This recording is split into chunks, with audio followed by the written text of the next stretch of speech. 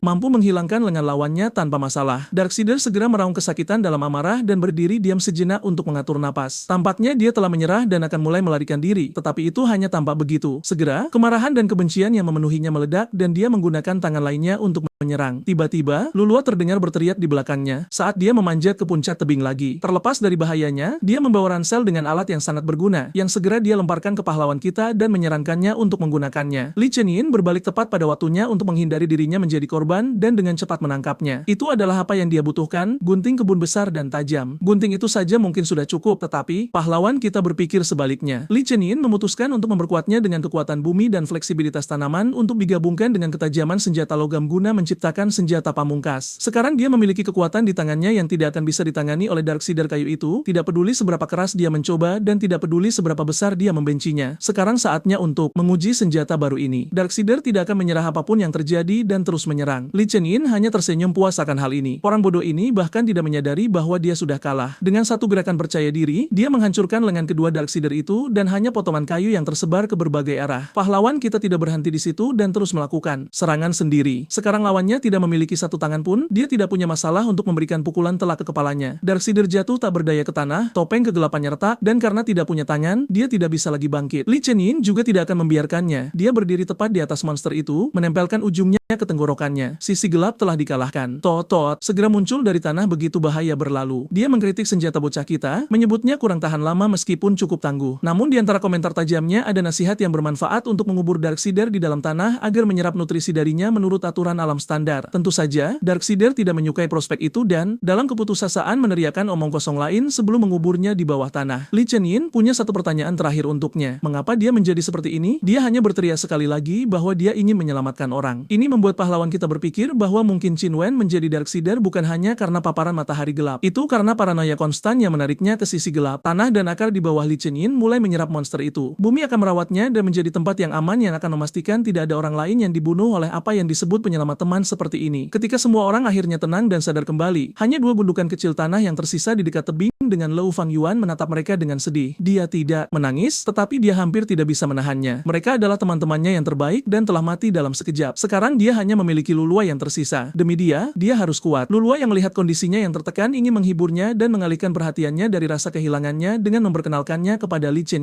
Namun, ada satu hal kecil tentang itu yang pahlawan kita buru-buru ingatkan padanya. Tubuhnya sulit untuk dilihat, tetapi dia punya solusi untuk masalah ini. Yang tersisa hanyalah mencari tahu apakah Lu Fangyuan bisa mendengarnya. Dia sendiri ingin bertanya apakah dia tersinggung olehnya. Li Chen sendiri sangat menyadari bahwa dia telah mengacau. Jika bukan karena keraguannya, Chong Jun mungkin masih hidup dan Qin Wen akan dinetralkan lebih cepat. Jika pahlawan kita tidak memberikan harapan palsu tentang Darksider, dia bisa menangani situasi ini dengan jauh lebih baik. Mengejutkan, Lu Fangyuan menjawabnya bahwa dia tidak berpikir demikian dan tidak menyalahkannya atas apapun. Dia pasti idiot jika memikirkan hal seperti itu. Faktanya, ketika dia keluar dari tempat perlindungan sipil, dia secara mental siap untuk hasil seperti itu. Bahkan jika hal terburuk terjadi padanya, dia tidak akan menyalahkan siapapun selain dirinya sendiri. Namun, Lulua tidak terkejut dengan kata-katanya, melainkan dengan fakta bahwa dia bisa mendengar kata-kata Li Chen.